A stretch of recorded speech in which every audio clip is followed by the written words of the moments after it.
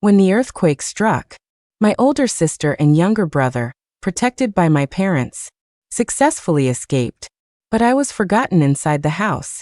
From then on, I stopped expecting family affection. Mountains high and rivers long, I would find my own place in the world. But they regretted it. The natural disaster was merciless.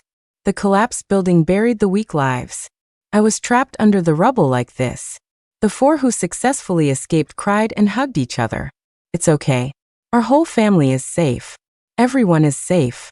Mom tightly hugged my younger brother, crying uncontrollably. As soon as she said that, they cried even more sadly. My older sister was the most delicate. Mom and Dad ran too fast just now. My little leather shoes are scratched. Dad looked at her with heartache. When I have time, Dad will take you to buy new ones. Thank you, Daddy. Daddy is the best. They even started discussing where they would travel after the earthquake was over. From beginning to end, no one thought of me. My leg was pinned under a beam. Through a crack, I clearly saw everything that happened outside.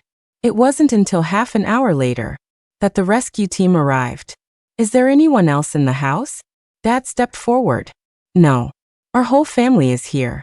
Mom's eyes were only on my older sister and younger brother.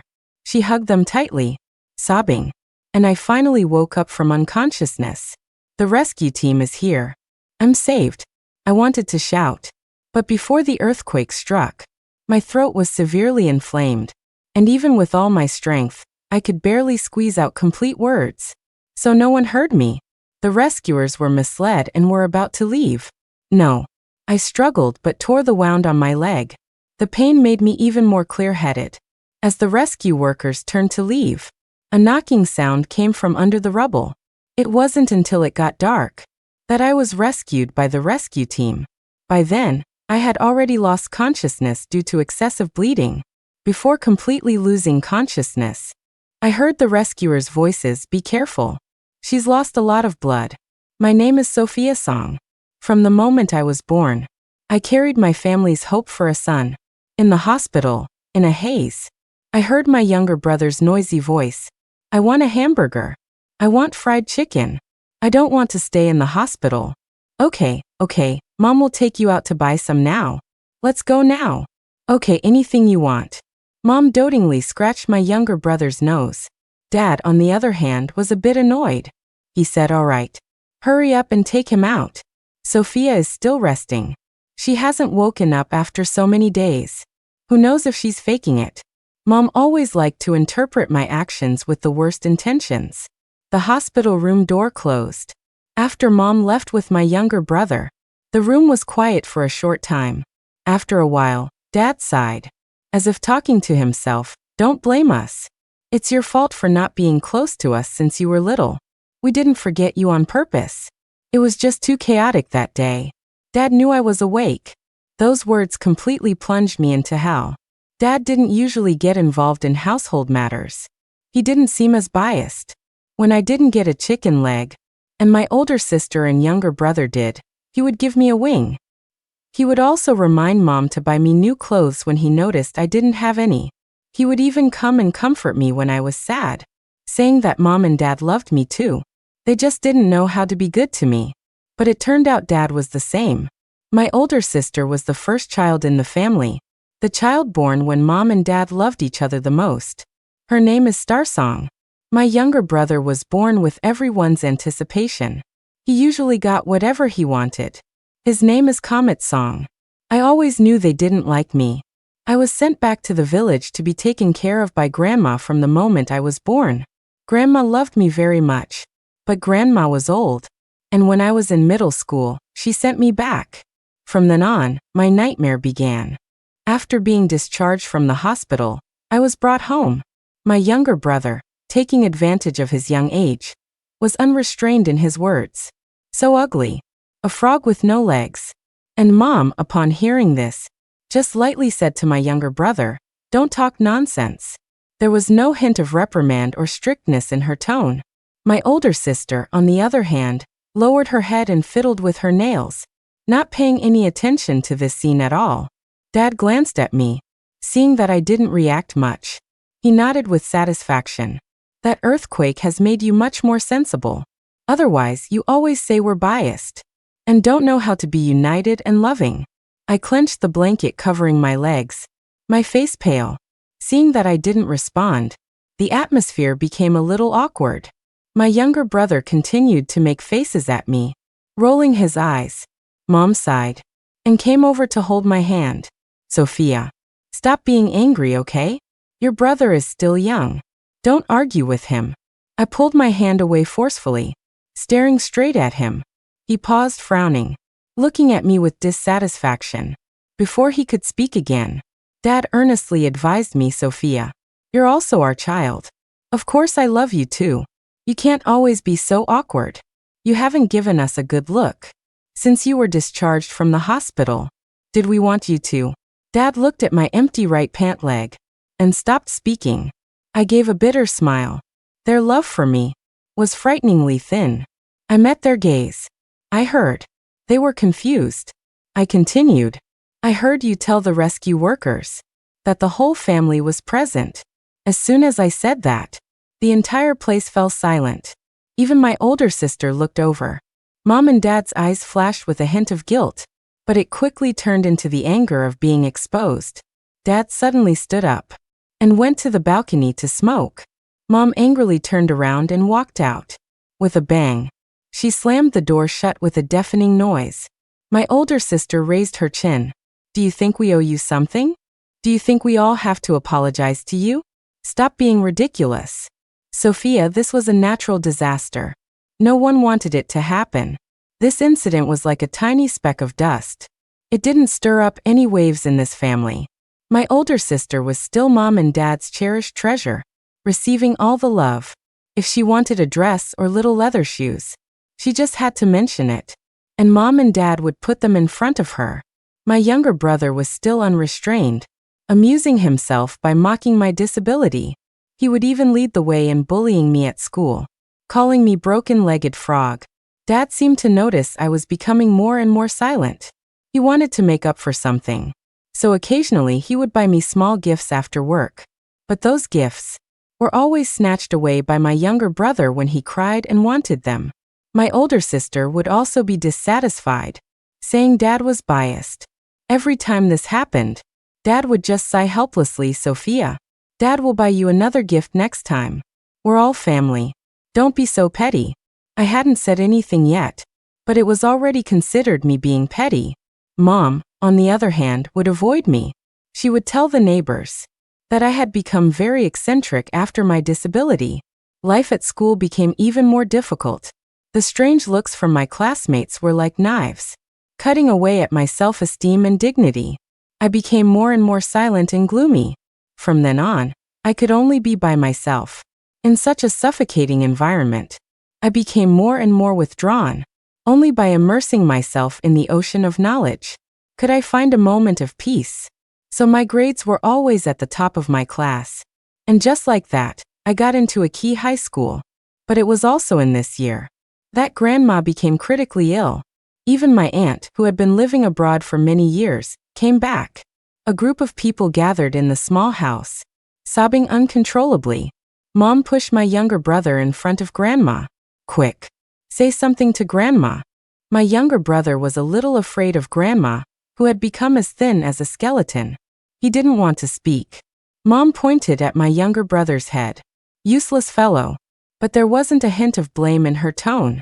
My older sister, on the other hand, was sweet-talking. She tightly held Grandma's hand. Grandma, don't worry. I'll take good care of my little brother and sister. I'll be a good girl. Grandma was already weak, her breath shallow. Her gaze swept over my older sister and looked at me. My dear girl. But I was like a statue, unable to move. Grandma, my dearest Grandma. I opened my mouth, but couldn't make a sound. My relatives' gazes were cast upon me. The eyes of the group were full of dissatisfaction and accusation. What's wrong with you?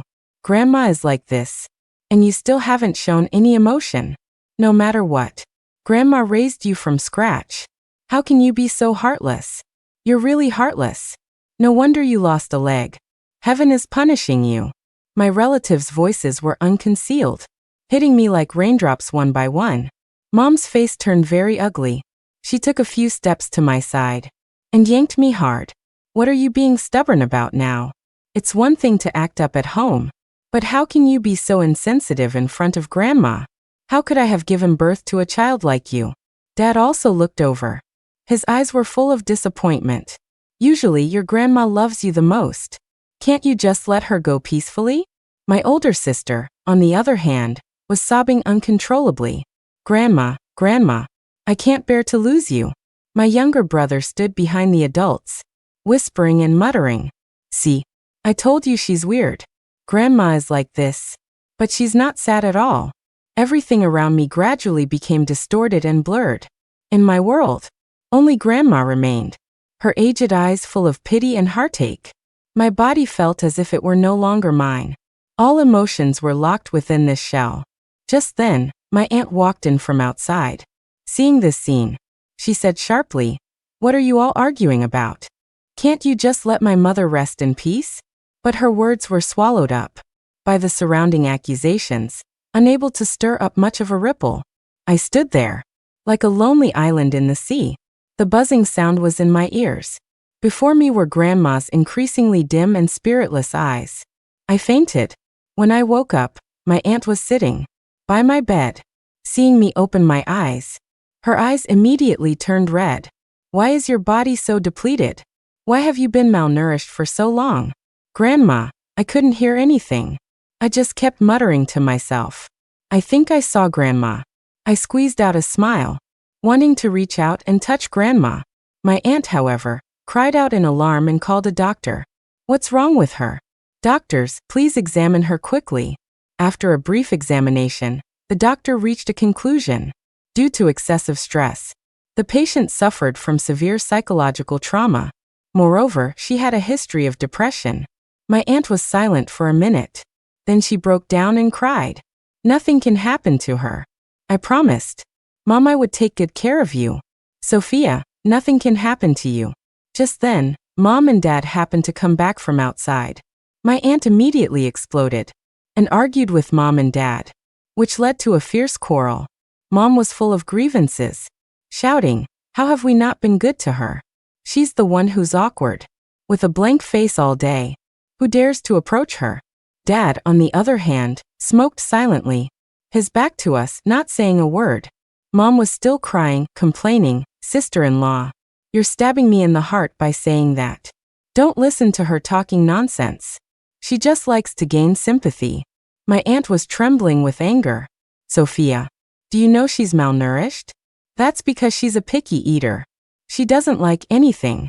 Mom stiffened her neck. I don't know when it started, but at mealtimes, my younger brother always liked to compete with me silently. He would snatch the dishes I liked and would deliberately pick the same dish as me. Mom and Dad never stopped him. My living allowance was also very little. It wasn't even enough to eat at the school cafeteria. They often forgot to give me my living allowance. Sometimes when I was hungry and told Mom, she would impatiently scold me for being wasteful with money. "Your older sister and younger brother have enough. Why are you the only one who doesn't?" Later, I found out that my older sister and younger brother's living allowance was more than twice mine. I made a scene. But Mom and Dad's explanation was, "Your older sister is older. She eats more. Of course she needs more living expenses than you. Your younger brother is a boy. He consumes more. Of course he needs more." In short, giving me less living expenses was the right thing to do. This argument between my aunt and Mom and Dad ended with both sides leaving unhappy. When I was discharged from the hospital, my older sister came to pick me up. She had always been a woman of few words with me. My older sister had a cold face the whole time. She walked very quickly. I walked behind her, limping with my crutches. Seeing that I was walking slowly, she frowned, a little impatient. "Can you walk faster? I have things to do. I don't have time to waste on you." My older sister flagged down a car and got in by herself. My legs and feet were inconvenient. I almost fell when I got in the car. She was indifferent, watching my awkwardness with cold eyes. The car was terrifyingly quiet the whole way. As we neared home, my older sister suddenly spoke. I like the bracelet on your wrist. Give it to me. I subconsciously covered the bracelet on my wrist. Grandma gave this to me. Grandma had worn it for decades. My aunt said Grandma was a rich man's daughter before. And this bracelet was very expensive. She told me to keep it carefully. Even if this bracelet wasn't valuable, I wouldn't give it to anyone else. This was the last memento Grandma gave me. No. I refused without hesitation. My older sister pouted. It's just a worthless trinket. Who cares? When I got home, dinner was already made. My younger brother was playing games in the living room. Seeing me, he immediately showed a malicious smile. Oh, the broken-legged frog is back. Dad was reading the newspaper in the living room and didn't say anything, as if he was already used to it. Dinner was the same as usual. Mom put the chicken legs in my older sister and younger brother's bowls separately. This wasn't enough. My younger brother greedily put the braised pork he liked into his own bowl. Mom smiled and pointed at his head. You're still so mischievous. I quietly ate the rice in my bowl, ignoring them. Dad, on the other hand, clipped a wing for me as usual. You like eating wings. Here, both wings are yours. I didn't say anything. Actually, I like eating chicken legs. Suddenly, Mom seemed to remember something and looked at me. We're short on money lately. Sell the bracelet. Impossible. I suddenly stood up, showing my resentment in front of them for the first time. Why are you so cruel? You want to take away even the last memento Grandma left me? If you hate me so much, why did you give birth to me in the first place? After saying that, I didn't care about their reaction. I rushed back to the bedroom, locked the door. Back in the room, I happened to see the message my aunt sent me.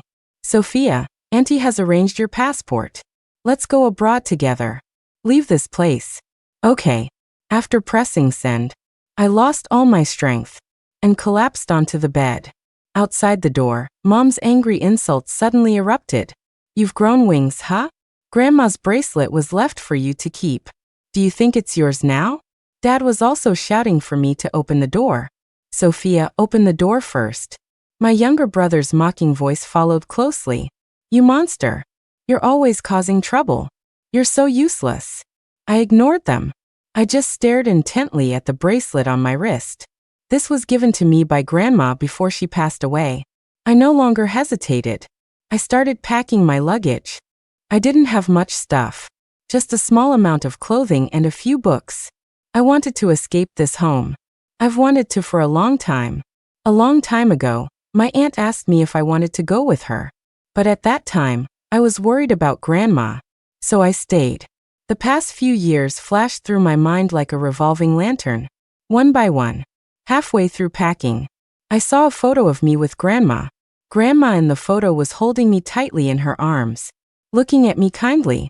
Tears streamed down my face. This was the first time I had cried since Grandma died. Grandma. My voice was sharp. The commotion outside the door suddenly stopped. The night outside was thick and dark. Everything around was dead silent. Just as I closed the suitcase, outside the door, I heard Mom and Dad arguing in hushed voices. Sophia is also your child. You shouldn't be so harsh on her. Dad's voice was a little impatient. Are you blaming me? Was it my idea to sell the bracelet? If you had some capability, we wouldn't be unable to afford the children's tuition. All right, I can't argue with you, Dad said in a low voice. Mom was still relentless, but her voice was already tinged with tears. How did I know she was so sensitive? She actually has depression. Besides, didn't we all go through this? She's just being dramatic. Mom was still shirking responsibility. Just then, my older sister sent me a message. Your attending physician just called us. He said you need to come back for a follow-up appointment. Sophia, you should have told us earlier. Instead of acting like you had no voice. You're not reading too many novels, are you? Are you trying to use death to punish us? Stop being childish. Health is your greatest asset. I looked at the messages, pressing my lips together. Would it have helped to tell them? I actually did tell them. But no one believed me. Mom and Dad were still arguing outside the door endlessly. What use is it to say all this now? My aunt is taking her abroad tomorrow. Sophia, Are you not going to be our daughter anymore? Mom's voice was a little anxious. Let her go wherever she wants. I'll just pretend I don't have this daughter, Dad said in a sulky tone. That night, I looked up at the moon outside the window. The next day, I woke up early. The time I had agreed upon with my aunt arrived. Just as I was about to push the door open and leave, my younger brother's voice came from behind me. I heard you're going abroad. None of your business. I replied coldly. I turned around and walked away. Are you leaving because you don't like this family? My younger brother tilted his head and looked at me. I couldn't help but stop. I was silent for a long time. My younger brother puffed out his chest and continued. It's probably for the best that you leave. From now on, both the chicken legs and wings will be mine.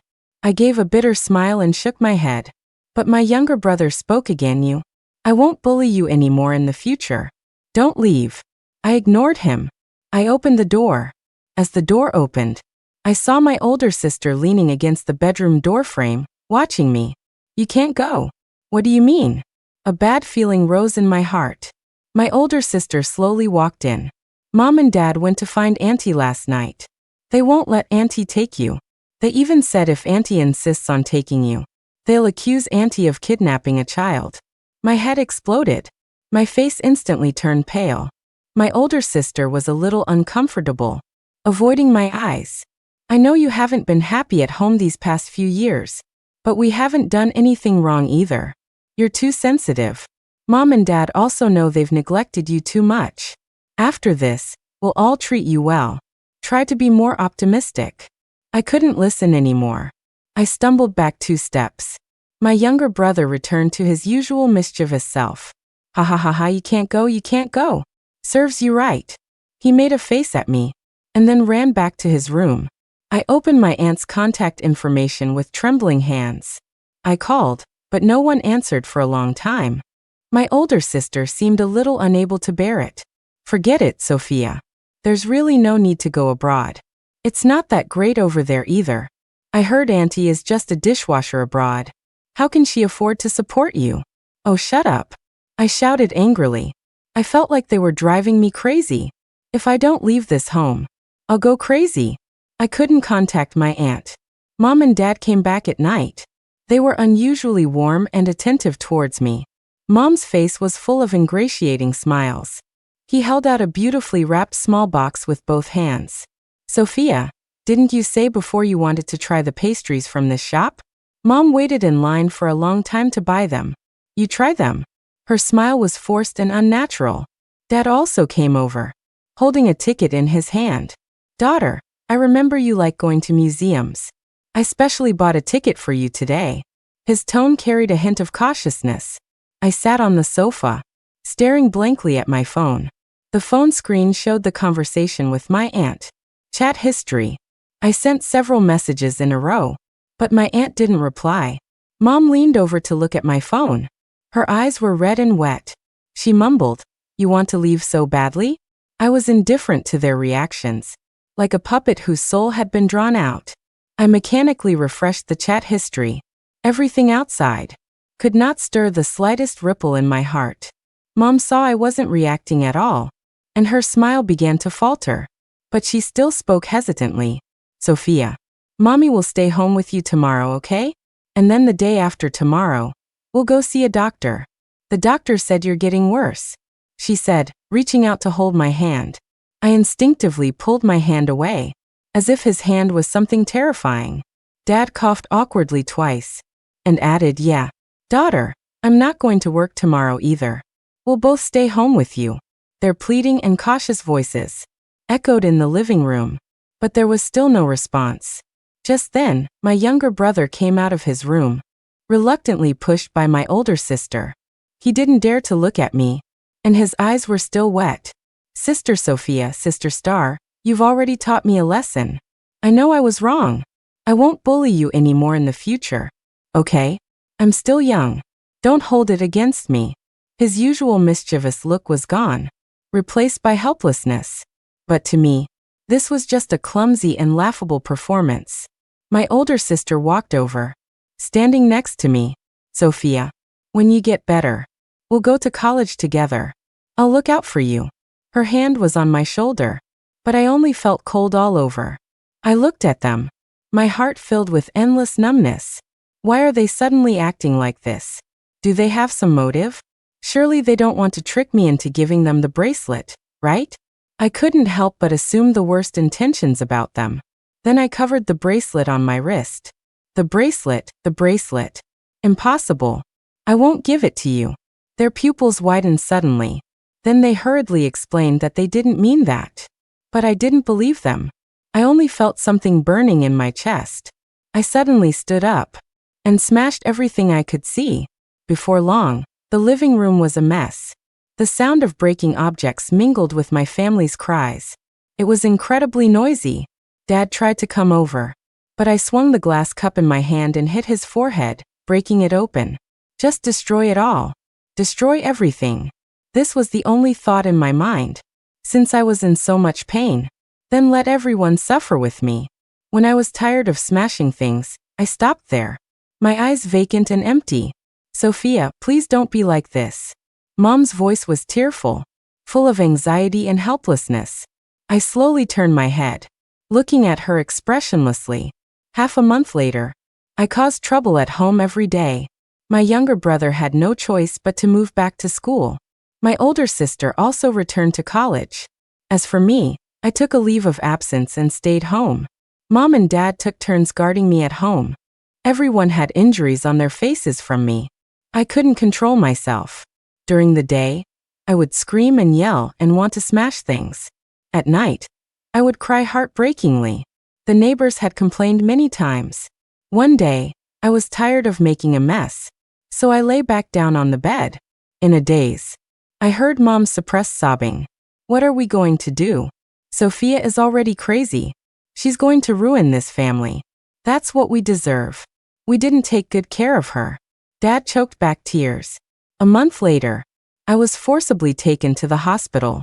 After I attacked him, the doctor concluded that the patient had transitioned to bipolar disorder. Mom and Dad's faces changed dramatically. The doctor, holding his injured head, said, "Last time the examination showed moderate depression. How did it get so severe in just 2 months? What did you do? Is this child even your own?" After getting home, I started smashing things again. This time, I even hit Mom on the head. Unexpectedly, she didn't cry. Instead, she looked at me with despair. Dad quickly found antiseptic medicine in the first aid kit. Not saying a word, Mom stared at me, her eyes full of pain and struggle. "Sophia, do you hate us so much? Do you want us to die? Why? Is it just because we forgot you in the earthquake that year? For so many years, have we ever abused you? Did we ever deny you food and clothing? Why are you tormenting us like this?" She roared, her voice hoarse. "If this continues, this family will be destroyed by you." I tilted my head and looked out the window, immersed in my own world. I didn't hear a single word. Early the next morning, sunlight shone into the room through the window. I mechanically got up and washed up. Mom's head was still bandaged, but she still smiled at me. A hearty breakfast was already set on the table, including the bread and milk I used to love the most. She looked at me expectantly. "Sophia, try Mom's cooking." I sat down expressionlessly, then knocked over the milk. Dad, who was sitting across from me, was drenched. I was like a robot, repeating endlessly, "I want noodles.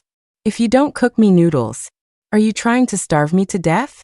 Noodles, Grandma's scallion oil noodles. They wouldn't know how to cook them. The house was in chaos again. One semester passed, and my older sister and younger brother both came back. Neither of them dared to approach me. Every day I would make an excuse to go outside. That day, I stopped them. "Do you dislike me?" They both quickly waved their hands, saying they loved me the most. I nodded with satisfaction. Then I went crazy. Under their startled gazes, I crawled in the dark, screaming wildly. My younger brother screamed in fear and scurried away. My older sister's legs turned to jelly, and she fainted. The neighbors found out and took my older sister to the hospital. Mom and Dad were completely scared now. They used the little money they had left for my older sister and younger brother. They rented an apartment for them outside, separating me from them. Then Mom and Dad continued to stay home and guard me. Some neighbors advised them. This child finally got into a key high school and then went crazy. It's truly pitiful. But this is no way to go on. Why don't you find some time to send her to a mental hospital? But Dad became furious and chased the neighbor away. My daughter is not going to that horrible place. If you can't stand it, then move away. Mom, on the other hand, sobbed and held me in her arms. Don't be afraid. Mom and Dad won't do that. But my whole body trembled. My mind was clear for a moment. Grandma. I fell into a deep sleep. In my dream, I saw Grandma. When I woke up, I had only one thought. I need to go find Grandma. I climbed onto the rooftop that night, gazing at the tall buildings in front of me. The night wind howled against my face. I lowered my head and caressed the bracelet on my wrist. Under the moonlight, the bracelet emitted a gentle glow. Grandma, I want to see you. I murmured softly, and was about to step forward. No. A heartbreaking cry suddenly came from behind me. I turned and saw Dad. Mom rushed over like crazy. Please don't do anything foolish. Dad was frantically approaching me step by step. Behind him was Mom, also scared and dazed. Sophia, come down, okay? Stop scaring Mom. Mom's voice was trembling violently. Dad also had red eyes. Dad was confused before. He ignored your feelings for so many years. We love you very much. I looked at them with a blank face, without joy or sadness. Mom cried even harder, almost sobbing uncontrollably. Dad trembled and reached out to pull me, but I stepped back, avoiding him. I was just a step away from falling into the abyss. Mom was so scared she lost her voice. It was also at this moment that my phone suddenly rang. It was my aunt. My mind cleared up a bit. The call was answered. My aunt's anxious voice came from the other end. Sophia. I'm sorry, I'm really sorry. I found out I had cancer 8 years ago. So I abandoned you. I didn't know how to face you. I regret it so much. I didn't expect you to be so ill. Don't worry. I'm already on the plane. I'll be there to pick you up soon. We'll leave together then. I quietly said okay. The wind howled in my ears. The sound of police sirens also got closer and closer around me. Time seemed to stop at this moment. I stood on the edge between life and death, still for a long time. But at this moment, a force pulled me back. It was Dad. I fell into his arms. Mom quickly rushed over and hugged me tightly, crying uncontrollably, unable to catch her breath. After this day, Mom and Dad watched me more closely, and my aunt arrived 2 days later. My aunt was skin and bones, like a walking skeleton. She was wearing a knitted hat that was out of season. She had no hair left. My aunt cried in front of me, apologizing to me again and again. I'm sorry. I didn't know. I really didn't know. It's okay, Auntie. Rarely, I didn't scream like a madman anymore. Mom and Dad stood on the side, looking at me with guilt and heartache. My aunt hugged me. When the passport is ready, we'll leave. Okay. Mom and Dad didn't dare to watch anymore. They went back to my room and quietly helped me pack. That night, my aunt and I slept in the same room. My aunt told me stories about her childhood. She talked about how strict Grandma used to be with her. I listened and fell asleep. In the middle of the night, I woke up from a dream. The house was shaking slightly. The earthquake was coming. I suddenly opened my eyes and woke up my aunt. My aunt was still not fully awake. She was in a daze. Hurry, get out. It's an earthquake. I got up, grabbed my crutch, and pulled my aunt out of bed.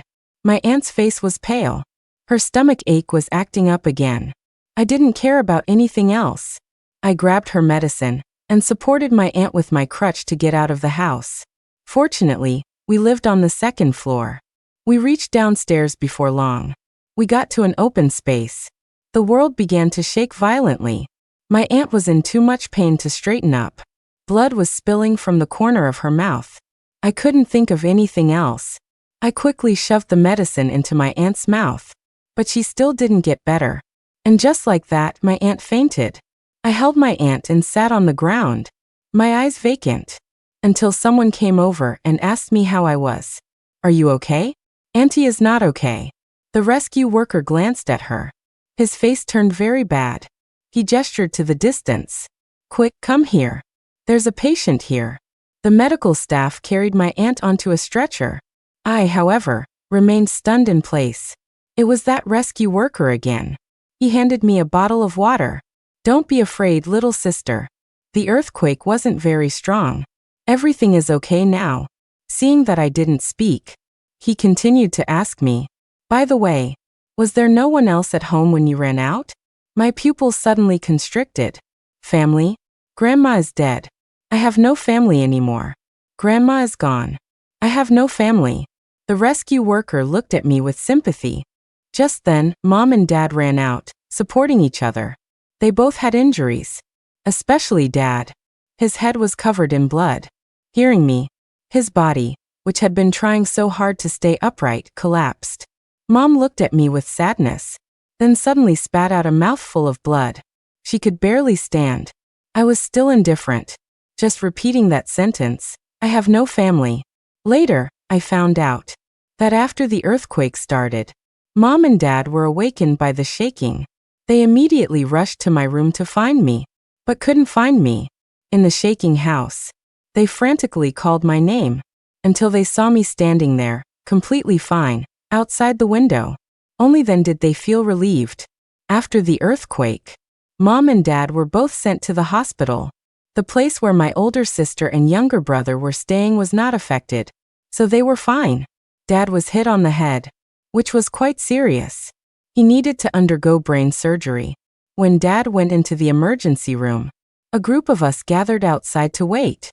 Mom was mostly fine, but her hair turned white overnight.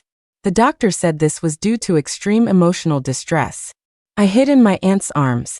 Quietly, my older sister looked at Mom's white hair with heartache. She would turn to look at me from time to time, pressing her lips together, unable to squeeze out a single word. My younger brother, on the other hand, couldn't hold back. He rushed to me. How can you be so heartless? Why did you run out by yourself? Don't you know they're your parents too? I trembled and hid in my aunt's arms. My aunt was shaking with anger. She slapped my younger brother with all her might. You know you're a family, right? Then why didn't a single one of you remember Sophia that year? My aunt's thin body completely shielded me. My younger brother was so stunned by the slap that he couldn't react. He covered his cheek, his eyes red, but he didn't say anything else. The air around us seemed to freeze. Mom seemed to be shocked awake by the slap. She stumbled over, her voice hoarse and filled with endless despair. Sophia, we are sorry. I understood. I understood what it felt like to be abandoned.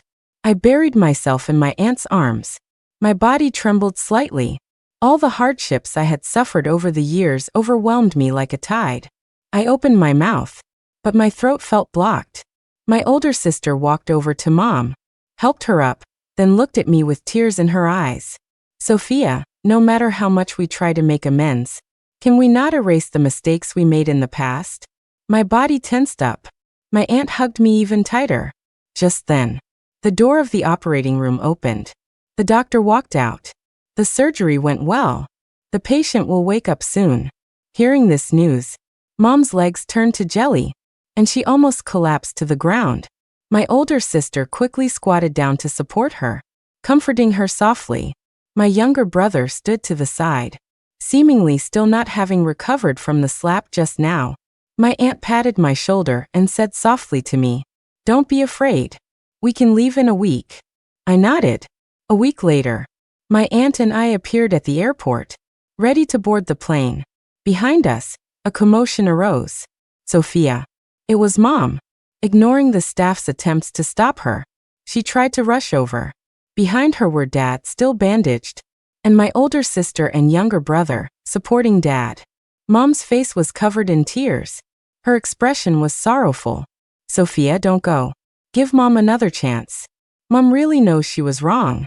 Dad also struggled to walk faster, his face pale, but still moving forward. He said in a hoarse voice, "Daughter, will you stay? I will definitely make it up to you in the future." My aunt instinctively protected me behind her. I turned around and smiled at them. Mom broke through the barrier, ran up to me, and then knelt down in front of me with a thump. "Sophia, You're a piece of flesh that fell from Mom's body. How could Mom not love you? Please just take pity on Mom. Don't leave, okay? Saying this, she covered her face and cried.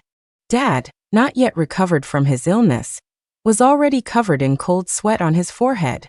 He stood a few meters away, trembling as he reached out his hand, as if wanting to touch me. His eyes were full of grief and caution. My older sister and younger brother also had red eyes. My older sister pressed her lips together, not daring to look directly into my eyes. My younger brother, on the other hand, was full of regret. He mumbled, Sister Sophia, I really know I was wrong. I won't bully you anymore in the future. Please don't leave, okay? I didn't soften. My aunt and I still boarded the plane. Looking at the city shrinking outside the window, I knew in my heart that my new life had begun. My aunt's cancer did not continue to worsen. Her condition was well controlled. The doctor explained to me in English that one's mood has a great impact on the progression of an illness. With your companionship, your mother's condition is well controlled. Yes, I call my aunt Mom now. I have been transferred to my aunt's household registration. My aunt is unmarried and childless. I am her only child. My bipolar disorder is also slowly disappearing. Everything is getting better. I don't know what happened in the country. Only occasionally do text messages arrive on my phone, asking how I am doing. I don't reply to any of them. Mountains high and rivers long. I have found my own place in the world. And